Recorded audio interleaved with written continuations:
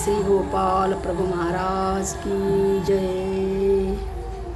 ही लीळा जालना जिल्ह्यातील अनवा या गावची आहे। या ठिकाणी एकदा चक्रधर स्वामी फिरत फिरत गेले होते, तेव्हा त्यांनी भक्ताचा उद्धार करण्यासाठी त्या ठिकाणी आंब्याच्या बनामध्ये तिथं राहिले होते। तिथं भरपूर आंब्याचे झाडं वगैरे होते। आंब्याचं झाड असं एक होतं की तिथं सगळे गावातील लोक वगैरे असे बसले होते आणि चक्रधर स्वामी असे बसले त्यांच्या बाजूला आणि चक्रधर स्वामी सांगत होते, संसार मौन आंबा आहे। हा आंबा संसार मौन आंबा आहे।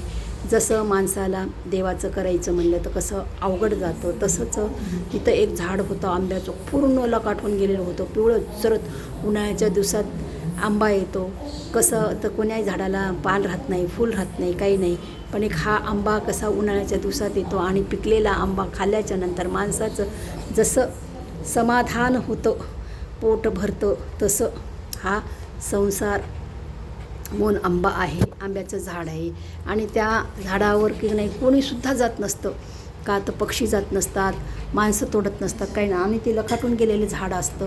आणि या आंब्याचा जर खाल्लं तर आंबाचं खाल्लं तर माणसाला ज्वर येत असतो, ताप येत असतो, सर्दी होत असते, ताप येतं, खोकला येत असतो, म्हणून त्या झाडाची कोणी आंबट असल्यामुळं खात नसतात। तसंच संसार मौन आंब्यासारखंच असतं। माणसाला देवाचं करायचं म्हणजे फार अवघड जात असतं। देवदेव करणं काय साधी गोष्टी नसतं, सोपी नसतं। माणसानं देवदेव करायला पाहिजे। आणि जसं आपल्याला आंबा खाल्ल्याच्या नंतर उन्हाळ्याच्या दिवसामध्ये आपण राहिलेलो असतो, आपल्याला कसं कोणतंही फळ खायला भेटत नाही, तसं जर आपण देवाचं जर केलं तर आपलं मन समाधान होत असतं। आपण देवाचं करायला पाहिजे। चक्रधर स्वामी की जय।